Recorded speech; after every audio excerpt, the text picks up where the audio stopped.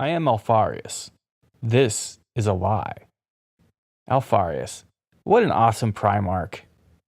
Arguably the best Primarch, despite the fact that little to nothing is really known about him. Now, he is no paragon of charisma like Sanguinius, nor is he a reserved space knight like the Lion. But Alpharius is what he is, and he does it better than any of his brothers. Alpharius represents the Emperor's deception and subterfuge, where each of the Primarchs are an aspect of the Emperor's personality made manifest in flesh and blood. Alpharius is literally the Emperor's ability to lie. And this is why Alpharius Omegon is the ultimate spy. He is, or rather was, the living embodiment of the Emperor's sophistry. So much so that the truth behind the biggest lie of all, Alpharius cannot see himself. He is it, and it is he, so much so that he is wholly consumed in this lie. He is literally woven from the very fabric of it, and yet he cannot see the truth of it. Ironic, as he is created and made in the very image of this great lie itself. And that truth, behind it all, that ultimate blind spot in the consciousness and perception of the Primarch being that his twin brother Omegon does not himself actually exist. Now, don't get me wrong. Omegon is as real as Alpharius. And yes, they are two minds, two entirely different individuals with their own thoughts, feelings, and motivations. But where the lore is misleading, and deliberately so, is that it emphasizes the notion that Alpharius and Omegon are one soul who share two bodies. But it is actually quite the opposite. They are one body with two personalities which are distinct unto themselves, completely separate from one another. Two personalities which can blend and blur into one when needed, but are quite capable of compartmentalizing information and keeping it from one another. And this is what makes Alpharius the ultimate spy. He is proficient in the art of obtaining information that he is capable of hiding from anyone and everyone, including himself.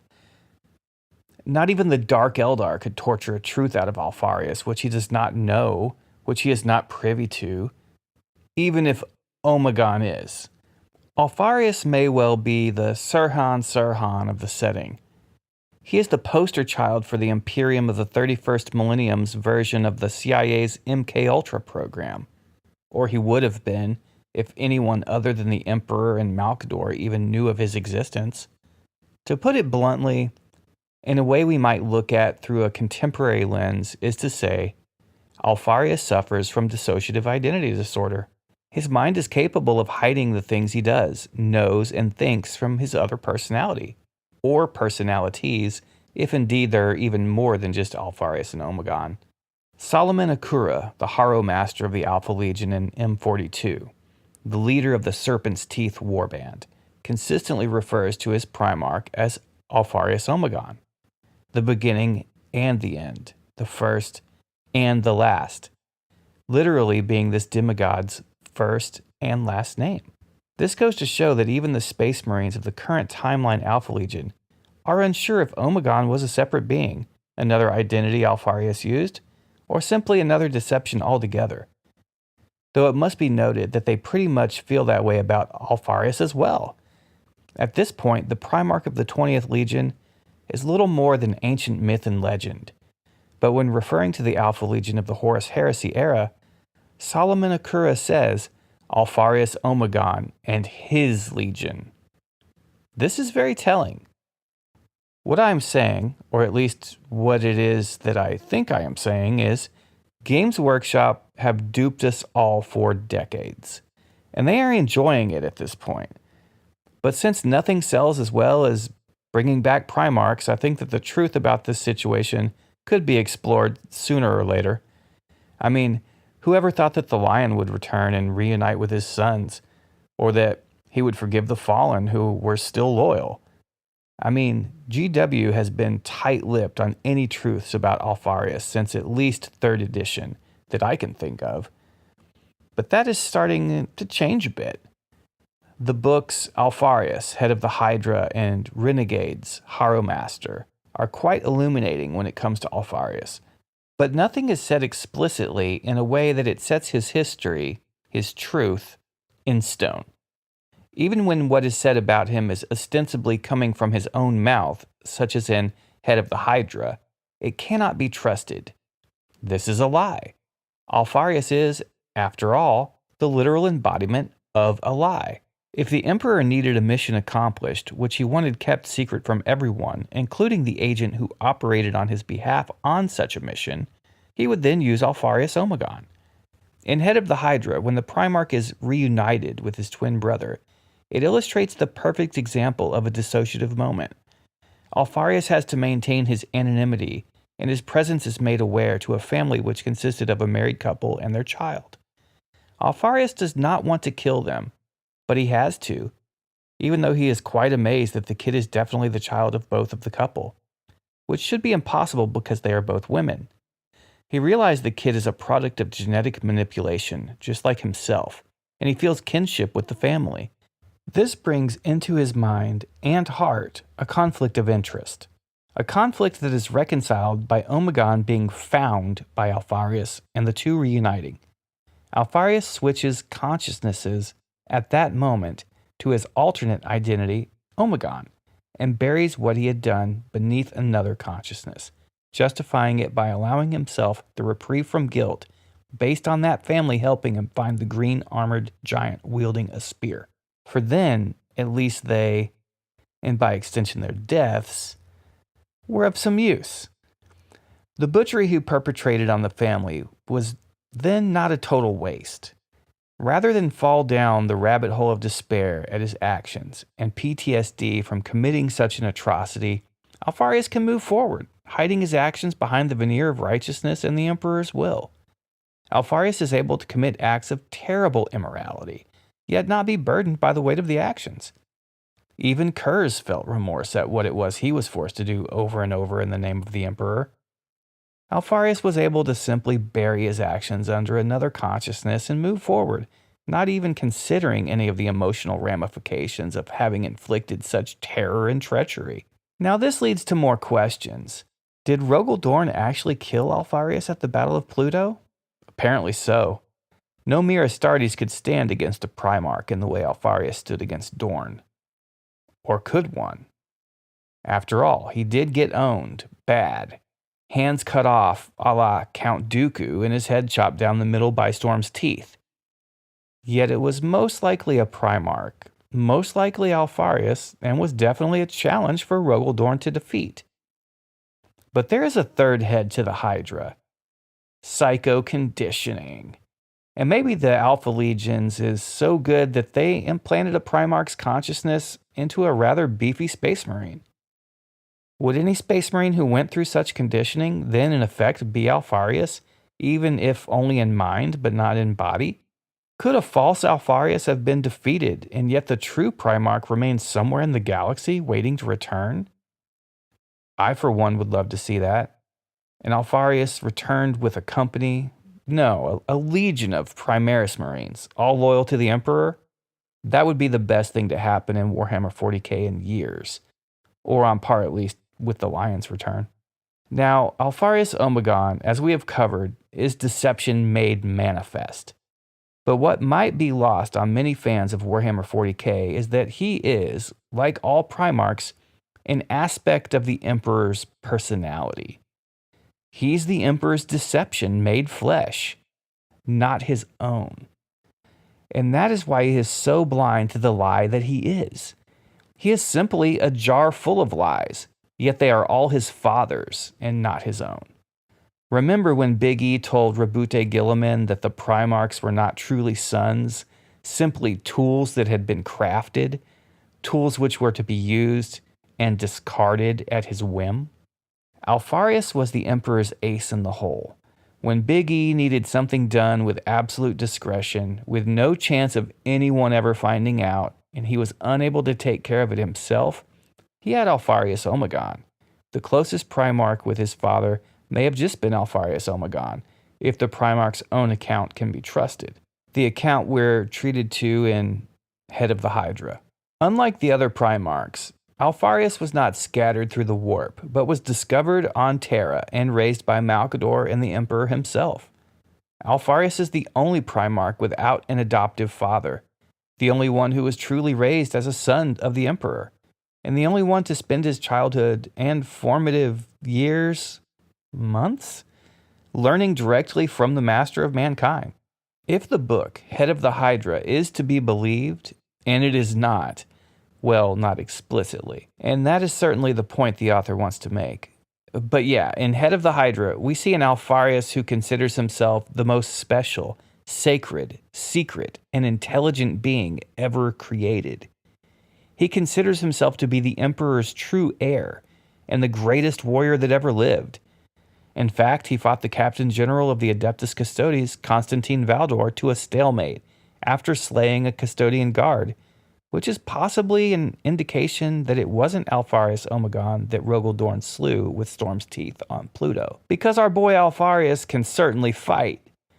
I have to wonder if Rogel Dorn would have been capable of even surviving against Valdor. So with Alpharius, nothing is as it seems. Hell, he may even be alive. He may even be loyal, and yeah, I'll admit it, he may even be two people after all, twins. But it cannot be denied that the evidence is there. Alpharius Omegon is one man, an exceptional man, indeed a demigod son of the Emperor. But just a man, one singular man. Omegon does not exist. This is a lie. The Horus Heresy set the galaxy aflame and turned much of what mankind accomplished during the Great Crusade to ash, a desecration of all the blood that was spilled by the Emperor's war machine and the Space Marines of the Adeptus Astartes, in the name of unifying humanity. The demigod sons of the Emperor, the Primarchs of the Space Marine legions, each had their own part to play in the great conflict that tore the galaxy in two, and each suffered in their own way, irrespective of whatever side they were on. But of all the loyalist Primarchs, the heresy may have just taken the greatest toll on Corvus Corax. For Corvus was betrayed far more than any other being in the Imperium of Man that remained at the Emperor's side. Not once, as he was by Horus and his traitor brothers when the Raven Guard was ambushed on Istvan. Not twice, as he was by Alpharius and the 20th Legion when they corrupted the gene seed he was using as he attempted to remake his decimated legion. But 3 times when the Emperor forsook Corvus entirely and set him up. And this, I believe, led the Raven Lord to grief and despair beyond the comprehension of mortals, setting him on the path to shrug off his life like a cloak he were discarding, and becoming death itself. When Corvus sought an audience with his father, trying to find a way to re-establish his legion and bring its numbers back to fighting strength, the Emperor was too busy with the Webway project to even bother with a face-to-face. After the incredibly difficult childhood that Corvus had, and the extreme bullying he suffered, he was not prepared for the loss of so many of his sons, even though he is a Primarch and much more in charge of his emotions than normal people. The betrayal and the loss weighed so heavy on him that he basically couldn't listen to enough Cure albums and went through a phase where he thought he was Edward Scissorhands before drinking a keg of black coffee and deciding to do something about it. But the Primarch, though he was so broken, literally barely holding on, was only just beginning on his path of suffering. It was then, when he needed his father's guidance on where to focus his efforts, that his father spurned him for his great work.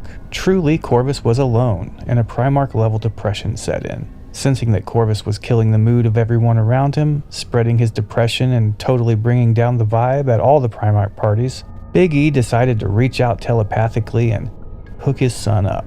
But honestly, Emperor, when you half-ass something, you really should expect it to blow up in your face. But yeah, the Emperor gave Corvus Corax access to the facilities, templates, plans, genetic material, etc. used in the project that created the Primarchs. The Emperor trusted Corvus in a way that he had never trusted any of his other sons, and it all blew up in his face. Rather than show his kid around the garage and how to use the power tools, Big E just had a throw him in the deep end sort of mentality and thought his telepathic message would be enough. When really, this was when the Emperor needed to step in, be a father, and teach his son how to bat in person. Oh yeah, and Corvus had to navigate a labyrinth filled with a ton of deadly traps just to even get access to the lab. Did Big E bother to tell him how to deal with those? I'll let you figure that one out. Let's just say you should know by now what kind of father the Emperor was. Anyway, Corvus's initial attempts were okay, and he was getting warriors back out there fighting, but his trickiest brother, Alpharius, had a little something special for him. Alpha Legionnaires had infiltrated the Raven Guard and tainted Corvus's experiments with demon blood-infused gene seed or some such heretical shenanigans. Although it is believed the Alpha Legion did not make off with the Raven Guard's gene seed, they did manage to corrupt the next line of Raven Guard Space Marines who suffered horrible maladies and mutations. So after losing 75,000 out of his legion of 80,000 Astartes to his traitorous brothers backstabbing him at Istvan V, Corvus was again screwed over so badly that it would have been enough to shatter the will and sanity of any lesser being. But since he is a Primarch, he sucked it up, and after getting as much use out of his batch of mutated abominations as he could, he had no choice but to put them down. And Corvus, being the stand-up guy and all-around good dad that he was, took it upon himself to deliver the coup de grace. Corvus Corax, Primarch of the Raven Guard Legion, was forced to take the lives of hundreds of his own sons.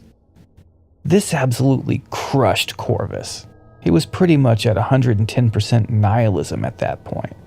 And with the heresy having taken its toll on the galaxy, Corvus retreated into his dark Batman Tower of Sauron on his home world of deliverance, the Raven Spire, and locked himself in there for a year. It is at this point that I believe something happened that they don't explicitly state in the lore, but we are possibly intended to pick up on. When he comes out of the tower, he doesn't even speak to his sons. He simply says, "Nevermore." Straight from the poem The Raven by Edgar Allan Poe. In that poem, the Raven says that and nothing else, driving the narrator mad. He believes the bird to be a revenant spirit returned from the dead to haunt him, that of his lost love, Lenore. That's what I remember, at least. Let me know in the comments if I'm wrong on this. I haven't read it since 8th grade in 1991. But the parallels go even further. Corvus simply walks away from his sons, his planet, his father's imperium, his duties as a general, gene father, and Primarch. Corvus goes off into the Eye of Terror, hunting his traitorous brothers into the warp, because that's all he had left. Everything else entirely had been taken from him. Corvus was as broken a man as a Primarch can be, and I honestly think if he had been a mortal man, he would have just simply up and died from that much grief and sorrow. I mean, this guy is seriously sad. By the time he flies off to deliver justice to his brothers, he's just a walking shadow of himself. Now, it is commonly thought in the community that Corvus Corax became a demon, a loyalist giant crow man, but a demon of the warp. And I'm here to tell you that no, that is not true. When Lorgar sees Corax coming, and Kalta Ar, a dark apostle of the word bearers, asks his Primarch, "Is it a demon?" Lorgar answers that no, it is no demon, as Corax passes right through a sorceress circle that demons cannot pass. And if anyone knows what is and isn't a demon, it is Lorgar, the first heretic, demon Primarch of Chaos Undivided. So if Corvus Corax is not a demon, then what is he? Well, essentially, he is freed from his father's restraints. When the Emperor created the Primarchs, he made a deal with the Chaos Gods, who allowed the Emperor to infuse warp powers and entities into living bodies of flesh. Somehow Corvus Corax seems able to shift between his physical form and pretty much any other form he wishes to take. In the short story Sons of the Emperor, we see just what Corvus and Lorgar have become. Corvus turned into something unnatural. The demon shade dropped the remains to the floor and heaved itself together into the approximation of a human form, though twice as tall as the legionary it had just slain. Tenebrous wings flowed from its back as it advanced, arms ending in spear-like talons. Then later in the same scene, we'd see him take another form, something just as terrifying yet completely different. "There's something moving through the first vaults," Goalok spoke hastily, his words coming fast in a flow of combat stimulants rather than panic. "I think it's beneath." A black pool just swallowed Goalok, Coryphaeus. "We are falling back along the southern transitorum." General Dario continued tersely between short gasps. There's something ahead of us. It's seeping through the walls of the southern annex like oil. We are turning north again, via the Presidia. As the story continues, we see Corvus Corax take even more forms, each more terrifying than the last. As he turned to continue for the mound, the ground beneath the word-bearer darkened, like tar bubbling from a pit. Seeping blackness flowed up his legs, swiftly engulfing him to the waist. The legionary fired down into the morass, but his bolts simply disappeared without exploding. The thick blackness continued upwards, rivulets of shadow that snaked along his arms and around his throat. Growing, the umbra lifted the legionary from the ground, snapping an arm at the elbow, the bolter within its grip falling from the fingers. Kalta Ar could not suppress an empathic wince as a leg contorted acutely, assuming an unnatural angle. The legionary's vox was clearly not functioning, and he was thankful they were spared more inhuman noises of painful death. Limb-snapping contortions racked the armored figure, almost tying the warrior into a knot. Ceramite broken, bones shattered. This next example shows that the more Corvus whoops up on the word-bearers, the stronger he keeps getting, as if his anger and revenge are driving him further into his warp-fueled rage. Elation lasted only a moment. A tenebrous mass billowed through the antechamber, twitching the limbs and dead eyes of the slaves with its passage. Mouths with dozens of lightning fangs opened in the cloud as it fell upon Apolloth. It seemed that though an invisible blade punctured the word-bearer's gut and lifted him, erupting through his backpack in a shower of ceramite splinters, shattered bone and blood spray. Armored plates fractured as maws sank their insubstantial teeth into the legionary, snapping limbs and rending bloody welts into the flesh within. His agonized bellows blanketed the vox for a second until Kalta Ar cut the link. Arcula threw himself at the demon, chainsword snarling. A bladed limb snared out, taking off his head with an almost contemptuous swipe. And lastly, this form is my favorite of all. As it neared, the demon fluctuated, its smoky exterior becoming like a blizzard. A creature of whiteness with two ebon black eyes. Forks of black lightning leapt from an outstretched hand, rippling through the body of a word-bearer. Greasy smoke issuing from rents in its warplate.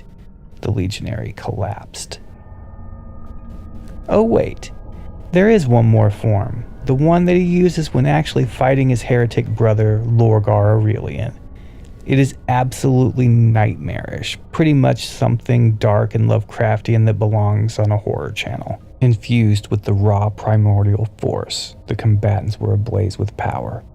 Korvax seemed a towering storm wreathed in white lightning, the cloud formed of multitudinous ravens. Their cawing was deafening, the flash of their talons and beaks, the spark of the tempest. In the shadow, Lorgar rose like a fireball, alight with a tornado of burning rune shapes. Meteoric sigils rained down on the raven tempest, cleaving ember-edged furrows through the dense mass.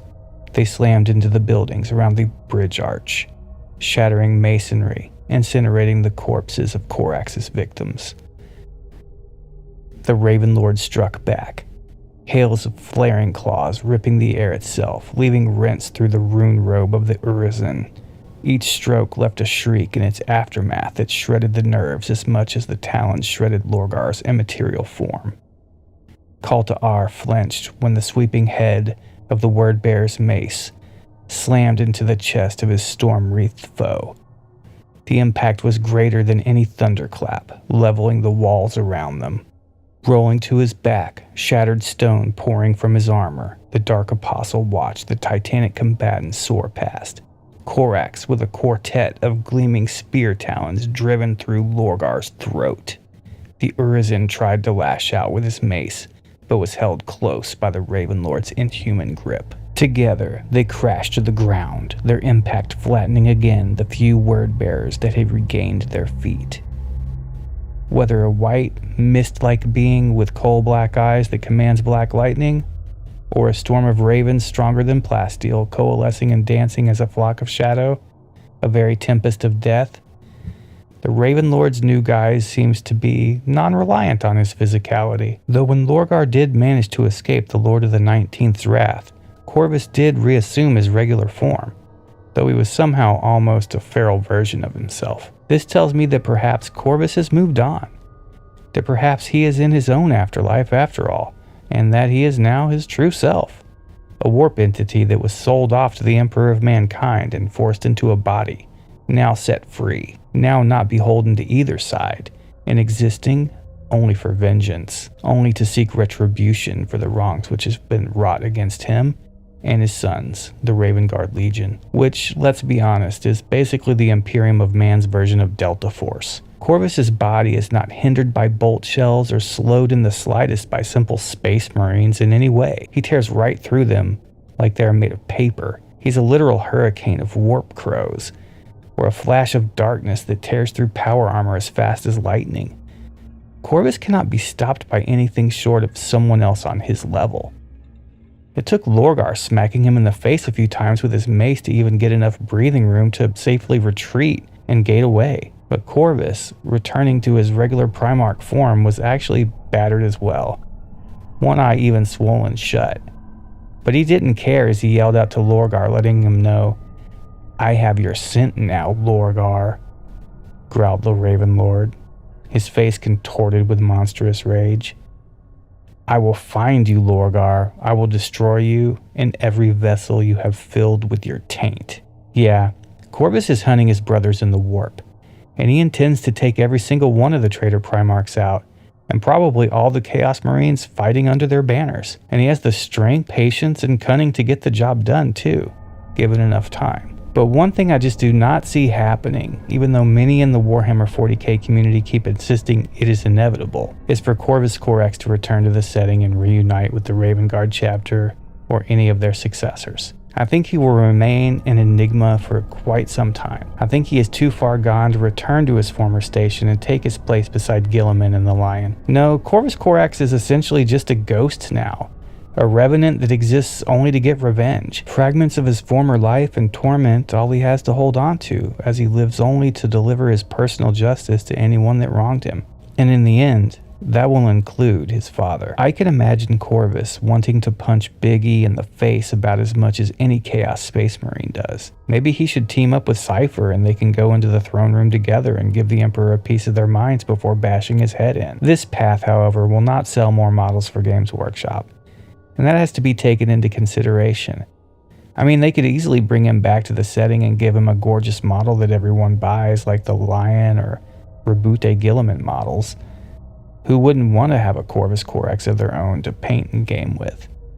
But if they did that, it will honestly just crap on this awesome lore that they have now, of him just being a revenant stalking his brothers, making Lorgar crap his power armor every time he thinks of his crow brother. But this kind of shows how Games Workshop and Black Library have written themselves into a corner. There's not much they can do with the Raven Lord at this point. He'd have to somehow be banished from the warp by some super spell cast by probably multiple demon Primarchs, or actually catch up to Lorgar or one of the other traitors and slay them. This creates kind of a conundrum for anyone writing Corvus Corax in the future, and makes it really difficult for the Primarch to reunite with his sons in the Raven Guard. A chapter of Space Marines that I am convinced believe their Gene Father will never return. They know it in their black little emo hearts because it is the truth. When Corvus Corax walked away, he walked away for good. A mess of PTSD on a level mortal men just cannot comprehend. The guy was traumatized to the point where he shed everything that was holding him back, no matter how beholden to it he was, including his sanity and his physicality. Every Primarch has the capability to tear away the veneer and reveal the true terror that lies beneath their flesh, but only Corvus Corax has done it. Not even his demon brothers have gotten so in touch with the true power they represent. The ones who are beholden to the ruinous powers have only given their power away, and were they to know the truth, they would know they got the short end of the stick from their deal with the Chaos Gods. The little bit of strength they got from the infernal powers pales in comparison to the power being siphoned off them. A cruel irony. But then again, the Emperor failed to meet his end of the bargain with the Chaos Gods, who saw to it that the galaxy burned because of it. Perhaps with the demon Primarchs enthralled to them, they are reclaiming some of the power they lost when they were betrayed by the Emperor. What do you think? Is Corvus stuck in the warp, a Revenant never truly alive nor dead? Or will he come back, like Gilliman and the Lion, to reunite with his Space Marine sons? Of all the Primarchs, one stands out, even from all the other demigod sons of the Emperor, as a truly unique individual, even as a loner. He's possibly the most complicated Primarch, including his brother Alpharius. No, I'm not talking about Horus or Sanguinius. This video is about Konrad Curze, the Night Haunter, the most neglected of all the sons of the Emperor, and perhaps even the most tragic. It wasn't Konrad's fault that he became the monster he did, and yet the Emperor tells him both that this is true, and also that he chose his own path, that the damnation he embraced and the darkness he walked into were chosen by him. And folks, I'm here to tell you, this is terrible parenting. With the Primarch of the Night Lords, we see the Emperor's true face as a father clearly. Big E is an absolute psychopath without a shred of empathy, and the galaxy's greatest narcissist. He gaslights his son, who is having a mental health crisis essentially. How can the Night Haunter be both a victim of circumstance and also have chosen his dark fate himself? This all comes down to the duality that the Night Haunter's true nature is comprised of. He is dark. And I mean, even for the Primarchs, Konrad Curze is absolutely terrifying and a force of nature. He oozes evil. But the man had a moral code, even if he was completely devoid of emotion and empathy. He believed in law and order, and on the world he was scattered to when the Primarchs were flung into the warp, Nostromo, we find a world of chaos, darkness, and anarchy. Unlike most of the other Primarchs, Curze had no father, no adoptive family, nobody. The first person he encountered on Nostromo was a cannibal who tried to eat him. This was a key moment and set Curze on a path to damnation. His nature was terrifying enough, but without any guidance or nurturing at all, the Primarch developed his own moral code. And when a psychopath develops their own moral code, and their life is driven by a sense of vigilante justice, the outcome is horrifying. Imagine darkness itself consuming you. Imagine fear of the dark as if it were an entity unto itself, and you'll know the reaction of the people of Nostromo to Konrad Curze. He was basically an absolutely cold-blooded version of Batman, and he terrorized the entire planet into submission. If any of the Primarchs was set on a path of evil deliberately by the Emperor as he was making them, it was Curze. He was the Emperor's terrorist, using horrific tactics that cannot be justified by any of his brothers. The Night Haunter and his legion culled population after population. It was the fact that skinning one man alive in the night had more effect than destroying thousands on the field of battle that made Curze's tactics so effective. He was willing to do what no other Primarch was, and they were all made to make war, to murder endlessly, and to eradicate entire systems at the Emperor's whims. It is because of this that some argue that the Night Haunter was the kindest Primarch. After all, isn't it nicer to slay a few, even if it is horrifically, than to slaughter an entire army? Those who argue this are missing the point. Endless slaughter is impersonal. What the Night Lords do is spine-chilling. It is no wonder then why the Night Haunter betrayed his father and his loyalist brothers and sided with Horus Lupercal during the heresy. His very nature would have more than likely led him down that path, but combined with the life he had lived and all the atrocities he had committed, it seems as though Konrad Curze may have felt he had no other path that made sense to him, no other choice. But he didn't really seem to give even a thought to turning to chaos. More than any of the other Primarchs, the Night Haunter was his own man. Many here at the Inquisition believe that Curze only sided with the War Master as the most direct and effective way to extend a galactic-sized middle finger to his father. But the Primarch, despite having a terrible father himself, had no love for his sons. Initially, he hated the Night Lords who were not born on Nostromo, such as the Terran-born Marines he was given command of. But during the Great Crusade, as the Night Lords persecuted the Emperor's justice across the galaxy, Nostromo fell back into a crime-driven world, and the only men of the new recruits from the planet worthy enough to become Space Marines were the strongest criminals. They were everything Curze hated, everything he had purged. In fact, the Night Haunter developed a contempt for his legion that was nearly as strong as his contempt for the Emperor. It was the fact that the Night Haunter was prescient and could see the future that drove him to madness. Like many of his Primarch brothers, he was plagued with visions of the future, and it made him an incredible warrior. He was very difficult to beat. When the Emperor came to Nostromo, and Curze met his father for the first time, he foresaw the futures of 4 of his brothers. Dorn he saw die, dragged down and overwhelmed by hundreds of warriors. Lorgar he saw ascended, a horrific prince, crowned with a psychic flame. Ferrus Manus he saw dead as well, a severed head, carried by its eyeless sockets. And lastly, he saw a brief glimpse of what Fulgrim would become. It was fleeting and did not offer any real insight. Curze would come to hold Fulgrim in high regard, partially because it was easy for him to be around Fulgrim, as he wasn't constantly plagued by visions of the Phoenicians' death. But Konrad Curze only saw one of many possible futures, and he always acted as if he were seeing clearly. He based what he did, thinking he was seeing the only paths forward, even when his visions showed more than one way, but he was never aware that his visions were only pieces, only parts of all the possible futures.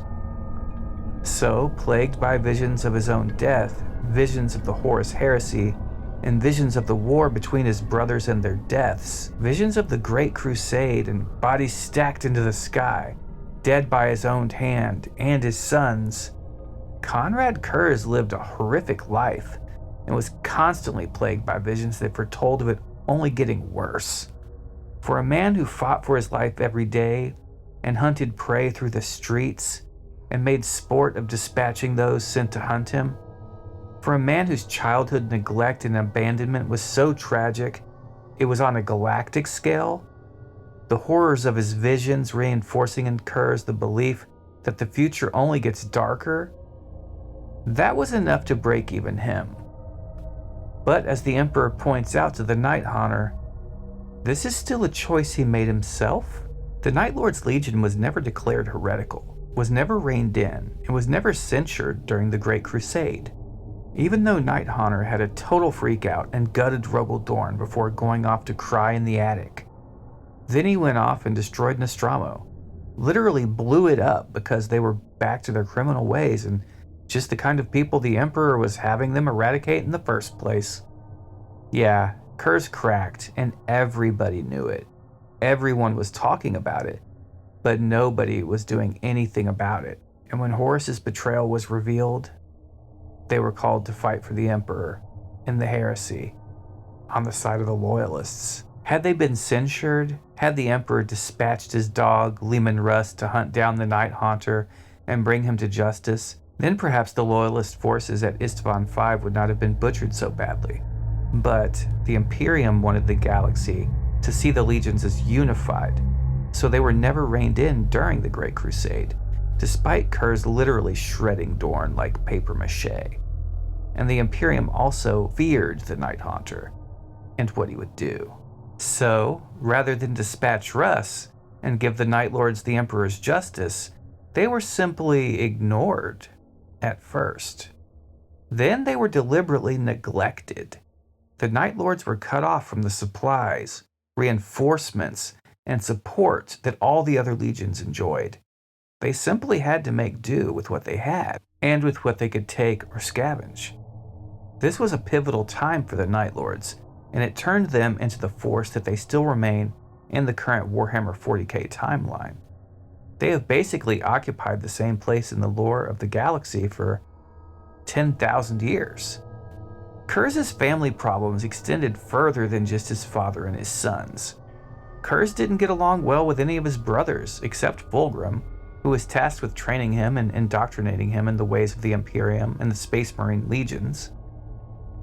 None of the other Primarchs respected Curze, and none of them really had any love for him at all.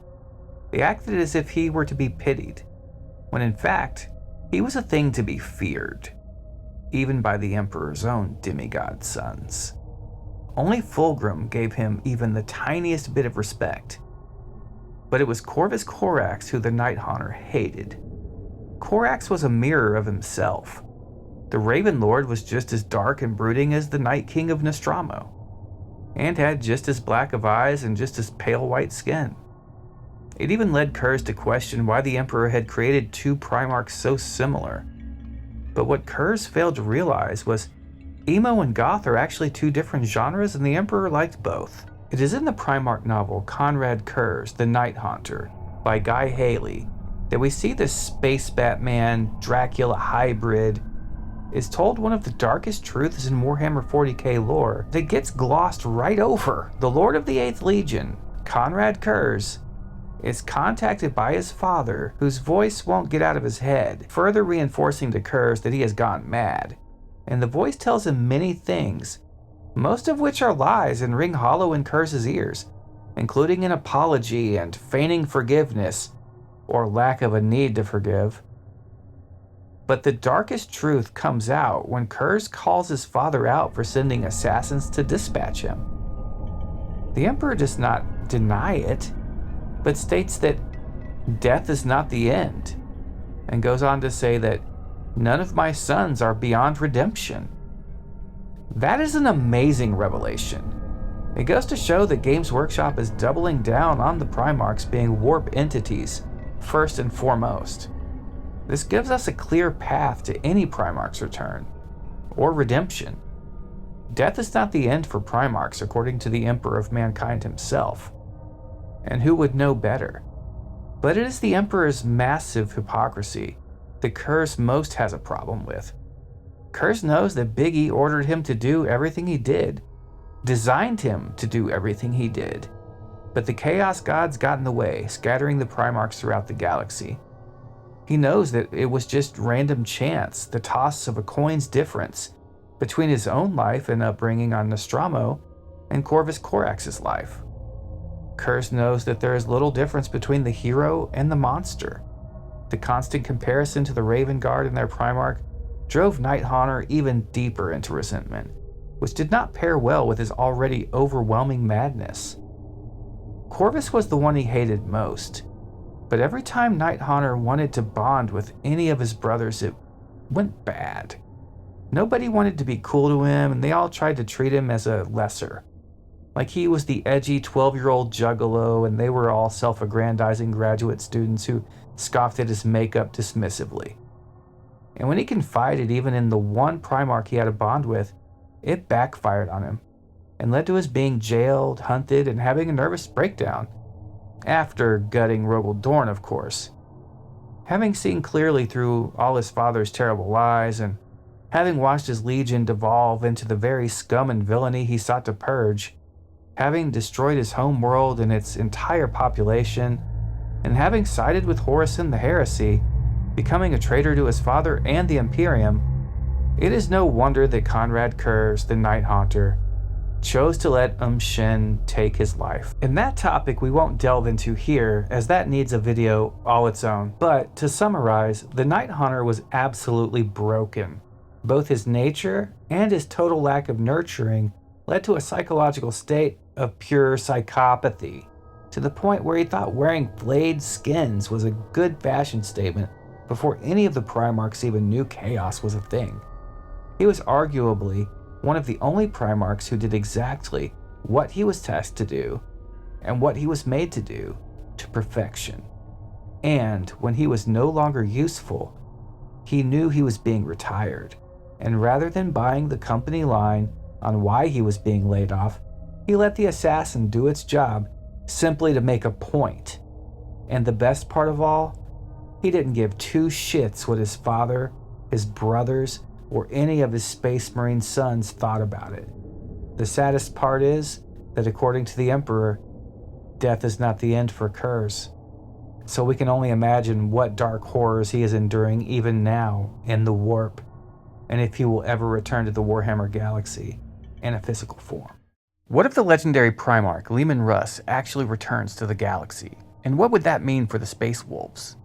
It would be the biggest shakeup in the lore in years, would heal some old wounds, and tear open others. But according to some, the return of the Wolf King is not only inevitable, it's on the horizon. The significance of Leman Russ in the Warhammer setting just cannot be emphasized enough.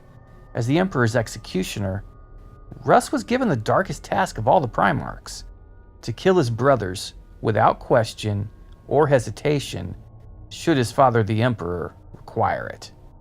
Should any of the legions, or their gene fathers, raise arms against the Imperium of Man, Russ was there to put them down. And this required a loyalty beyond that of any of his brothers. Say what you want about the Lion, Dorn, Guilliman, etc. The loyalty of Russ was far beyond even theirs. But what the Space Wolves Primarch may have failed to realize was just how extreme of a task that would prove to be. And in the end, it may have just cost him his very life. Sure, the Emperor rewarded Russ's loyalty with the gift of the Spear of the Emperor, otherwise known as the Dionysian Spear. But Big E was never a good father to any of his children, other than Alpharius. To the Emperor, the Primarchs were tools, not sons, despite what he called them openly in public. And Russ was simply the Emperor's attack dog. After all, every pet owner knows your friends and family will sometimes betray you or act against you, oftentimes unknowingly, but a dog will never undermine its owner's plans in any way. Ironically, for Leman Russ, the loyalty did not swing both ways. And this is where we get to the uncertainty of the fate of the Space Wolves Primarch. For Leman Russ, being that obedient to a fault attack dog that he was, attacked his brother Horus head on, taking the fight to the War Master and boarding his flagship, the Vengeful Spirit. Russ knew that he wasn't going to win, or at least he thought that. Horus thought that too, but Russ wasn't even trying to win. He just needed to get one good blow in with the Emperor's spear, and then he could get Horus to possibly snap out of his crack addiction, acceptance of the Chaos Gods. For the spear was bestowed with the ability to show the truth to anyone who was stabbed by it. This is how loyal Leman Russ was to the cause of the Emperor. He willingly walked into a nightmarish hellscape to face a more powerful Primarch drawing from a well of nearly limitless power. Horus, having the gifts of all 4 Chaos Gods bestowed upon him, was an absolute beast, the likes of which the galaxy may have never seen. But did Russ hesitate? He had a job to do. With Horus underestimating him, Russ did deliver a blow to the War Master, and it was indeed with the Dionysian Spear. Russ could have ended Horus's life right then and there, but the power of the Spear of Russ, yeah, it is called that as well since it is his now and all, opened up Horus's eyes to the truth. And what Russ saw before him was not the chaos-corrupted version, but his true brother, the Horus Lupercal who he knew. His brother, the greatest Chad that ever lived. However, Russ was not ready for the truth that was revealed to him. Horus still did not want anything to do with the Emperor, even after momentarily escaping the influence of chaos. Horus was not going to be culled by his father the way the Emperor had done the Thunder Warriors. Horus was not going to do all the heavy lifting and create a galactic imperium through so much bloodshed, only to be cast aside, betrayed, and forgotten, while lesser men reaped the benefits of his hard work. And since Russ did not deliver the fatal blow, believing that he had saved his brother, Horus was able to turn the tide and impaled Russ on his own spear. The Space Wolves Primarch fought on but was eventually laid open by the horrific talon of Horus and absolutely mutilated. Horus stood poised to deliver the fatal blow to Russ with the Mace Worldbreaker. The Wolf King would have died if it weren't for the heroics of his chapter, as wave after wave of the Vilka Fenrika rushed the corrupted War Master, dying in droves as Horus ripped through them with Worldbreaker. The Space Wolf's Primarch was carried from the battlefield, unconscious, shredded to pieces, and barely clinging to life. Later he awoke and drank with his sons, but declared that he was indeed dying. He gave the spear of the Emperor to Bjorn the Fell-Handed and went off into the webway, ostensibly to die. He said that he would return for the Wolf Time, the final battle, no matter if he were alive or dead, took his bodyguard, and disappeared. Now there are 1,000 rumors about where he is and what he is doing, but to me personally, I think he told us, straight up, flat out, Russ went off to die. As he said to the Space Wolves when departing, "Then, my children, I shall listen for your call in whatever realm of death holds me. And come I shall, no matter what the laws of life and death forbid. At the end, I will be there for the final battle, for the Wolf Time." Now he exists only in the Sea of Souls, like the other dead Primarchs, and like Corvus Corax, if you believe what I laid out in the video I did about him. And this is the best way to keep it. I mean, the Primarchs are demigods, essentially, and the Emperors stole power from the gods to create them. They are an amalgamation of transhuman engineering far above that of a typical Space Marine, or even the Adeptus Custodes, and warp energies and entities that existed in the Immaterium long before the Emperors started the Primarch project. So for me, death is not exactly the same for a Primarch as it is for anyone else. It is almost just like a greater demon getting banished back to the warp. The Primarchs are the stuff of nightmares. They are warp energies. They are power beyond even their own understanding, as evidenced by Corvus Corax and what he has transcended into. I believe that Russ actually has gone into the warp to die, but that is all just part of his process. The Space Wolves draw heavily from Viking and Norse mythology, and though they refer to the Emperor as the All-Father in the way that the Norse referred to Odin, the parallels between Russ and Odin cannot be ignored. Russ has been rumored to be seeking the Tree of Life, to heal the Emperor and restore him to full life. But I believe it is something more personal. I believe he is seeking to heal his own body, not the Emperor's. Even if he were to flat out die, and I believe he did, then his soul would still carry on in the warp.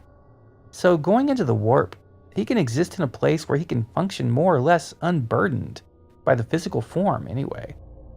In a place where he is made of the very stuff of the realm itself, and is a part of it. But the true return to the setting of Warhammer 40k for Leman Russ has not only been heralded throughout the lore with many breadcrumbs, Easter eggs, hints, and suggestions, but through the miniature community as well. There are some very vocal members of the Warhammer community that have been leaking model releases for years now, and they were right about all the other Primarchs that have returned, and now they all seem to be barking about Russ returning. When I started making this video, I was not a big fan. In fact, I've played Dark Angels since 3rd edition and have only ever considered the Space Wolves to be insufferable furries. I was ready to talk about Leman Russ, the dumbest Primarch, and I have about 25 years or so of preconceived notions about him. In fact, he was my second least favorite Primarch and Space Wolves my second least favorite legion of the Adeptus Astartes. But that has all changed. I have found a love for this Primarch that is actually unnerving, and for the first time ever, I'm happy to say that I look forward to his inevitable return, no matter what lore shenanigans or retcons they have to pull off to do it. But I do think that a returned Russ should be a lot different from the Primarch we saw during the Horus Heresy and its aftermath. Whatever he has become, it should be practically feral, especially if he was in the warp this whole time. It is rumored that the 13th Company of the Wolfen were sent by Russ to ruin the Day of Traitors. It would not be shocking to see the Wolf King come back more wolf than king. The return of such a polarizing figure would be a lot more fun than even someone so beloved as Sanguinius or as stoic as Dorn. And with the Lion already awakened and active in the 41st, or is it 42nd now, millennium, it would be a lot of fun to see the rivalry between the Space Wolves and Dark Angels turn into something a little bit spicier. After all, with the Imperium beset on all sides by Necrons, Tyranids, Chaos, Orcs, etc., what better way to increase the level of grimdarkness than by kicking off an Imperial civil war between Primarchs, all happening behind Guilliman's back while he's unaware? Could be very, very interesting. Where are you on the Wolf Lord's return? Will the Vilca Fenrica see their Primarch again? Is the wolf time upon us now? Black Library sure seems to think so, but let us know in the comments. Don't forget to like and subscribe for more Warhammer 40,000 lore, deep dives, hot takes, and conspiracy theories.